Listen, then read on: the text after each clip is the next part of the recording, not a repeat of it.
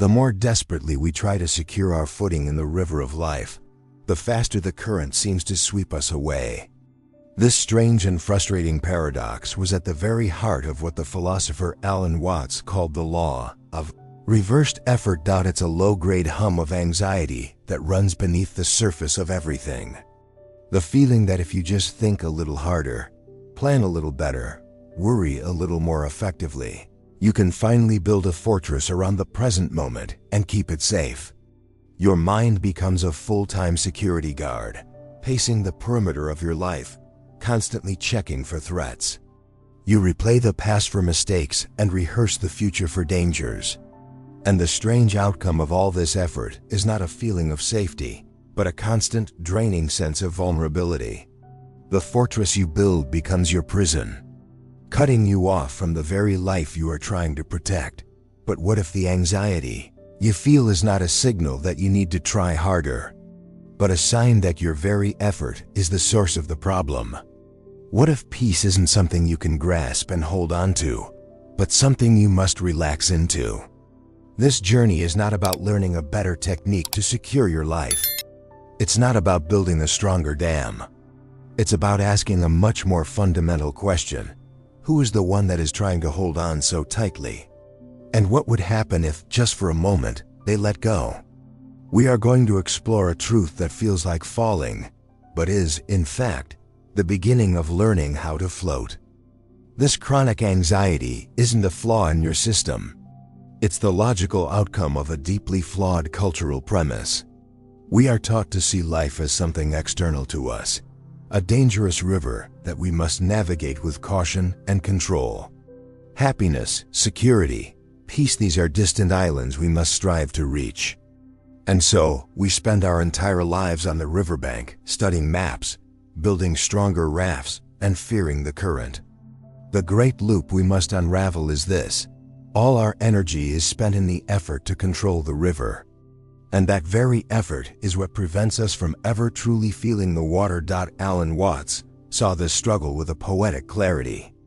He called it the law of reversed effort, or the backwards law. It's the simple observation that in many areas of life, the more consciously you strive for something, the more it escapes you. Try to force yourself to fall asleep. Try to guarantee that someone loves you. Try to grasp water in your fist. In every case, the effort itself defeats the purpose. To unpack this law, we need a guide. Not a strategist to give us a better navigation plan, but a decoder to help us read the language of the river itself. Alan Watts wasn't a guru with easy fixes. He was a translator of wisdom. He looked at Western anxiety and saw a profound case of mistaken identity. He understood that our relentless search for security wasn't a sign that the world is inherently unsafe, but a symptom of having forgotten our true relationship to it. The key he offered is a shift in perspective so fundamental, it feels absurd at first. It begins by deconstructing the separation we feel between me and life. In the next part of our journey, we will explore the first, most startling implication of this law: the understanding that you are not in the river. You are the river. And we will see why accepting this is the only way to stop fighting and finally learn to flow. The promise we ended on is that you are not in the river. You are the river. But how can this be? It feels so clearly like you are a small, fragile thing, a single leaf being tossed about by a current that is vast, powerful, and utterly indifferent. This feeling of separation is the root of all our fear. The separation is an illusion created by a habit of thought. We have been taught to identify with the thinker, not the thoughts. We believe there is an I inside our heads, a little homunculus at the controls, who is separate from the flow of experience. This I is the one who worries, the one who plans, the one who resists. Think of this I as the anxious captain of a ship. He stands on the bridge, clutching the wheel, shouting orders at the ocean. He believes his struggle is what keeps the ship afloat. He takes credit for the calm seas and blames himself for the storms. He lives in a constant state of tension because he believes he is a single, separate entity fighting against the immense power of the water. Let's pause on that feeling. Just for a second, notice the tension in your body. In your shoulders, your stomach, your jaw. That is the physical residue of the captain holding the wheel. That is the feeling of bracing against the waves. It is the feeling of resistance. You've become so accustomed to it that you think it is the normal state of being. You believe that this tension is the necessary effort required to survive. But the great secret, the one that unlocks the law of reversed effort, is that the captain is a phantom. He isn't real. He is a thought, identifying with other thoughts. There is no separate you inside your body who is living your life. There is just life, this constant flow of sensations, thoughts, and feelings. The captain is a ghost that you have put in charge. And when you begin to see this, the fear of the ocean changes completely. You are no longer a fragile ship at the mercy of the waves. So what are you? If you are not the captain, not the separate observer, what are you? This is where we move from what you are, not to what you are. You are the river itself. Or, to use an even better analogy, you are a wave in the ocean. A wave has a unique form. It has a beginning, a crest, and an end. It can be measured and described. It is a distinct event. But for every single moment of its existence, it is never anything other than the ocean itself. It is not a separate object that travels across the water. It is a temporary form that the entire ocean is taking in that specific place in time. Your body, your personality, your consciousness, all of it is a unique and temporary wave that the single, vast ocean of existence is currently making.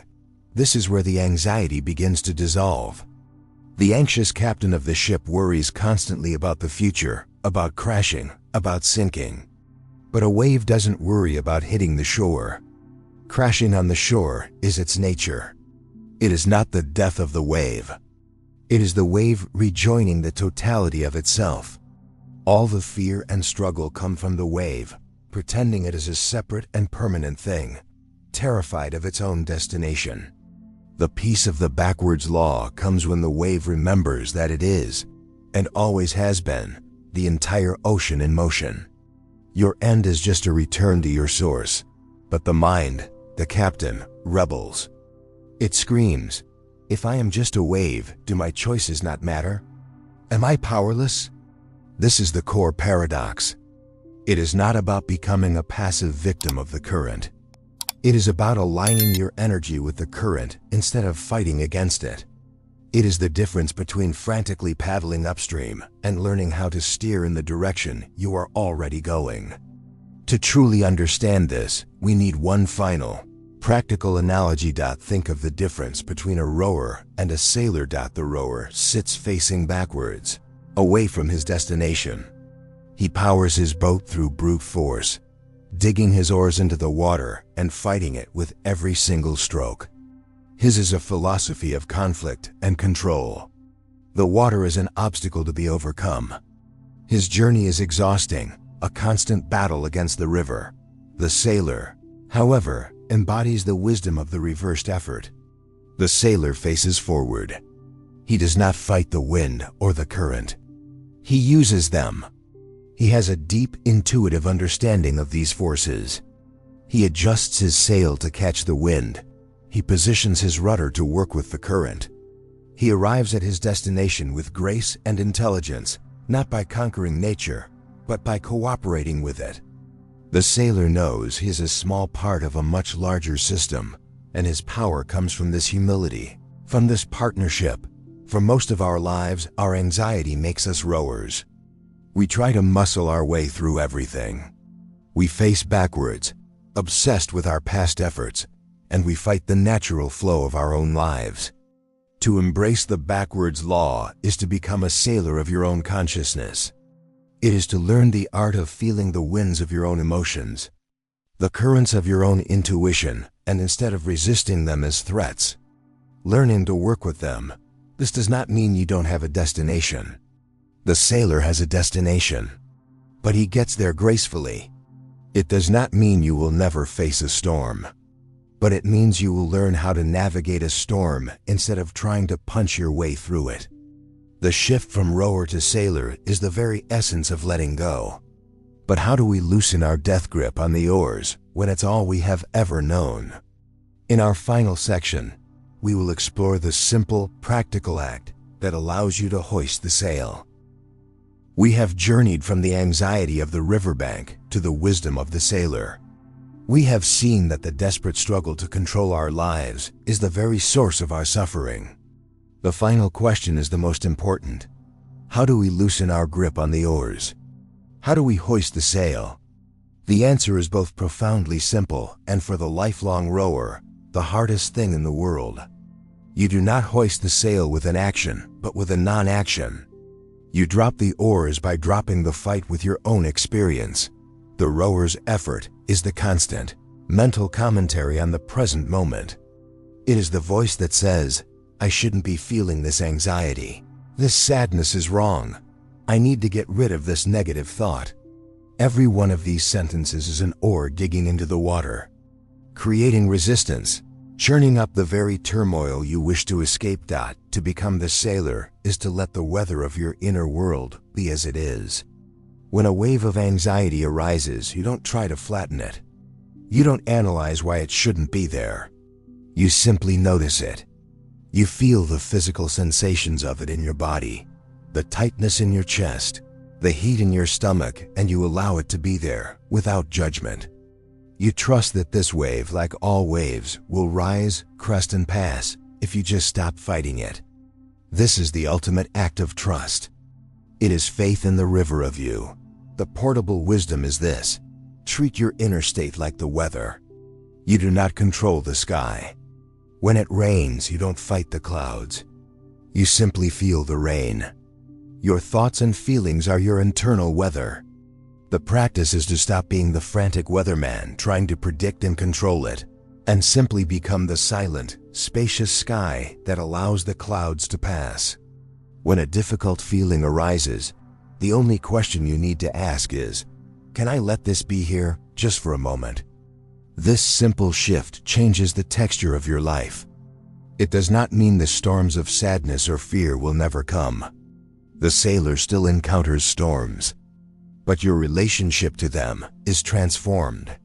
You no longer pour gasoline on the fire of your anxiety by getting anxious about your anxiety. You learn to navigate the waves with a quiet mind and a relaxed body. The immense energy you once spent rowing against the current is now freed up. And for the first time, you can look forward and actually enjoy the journey.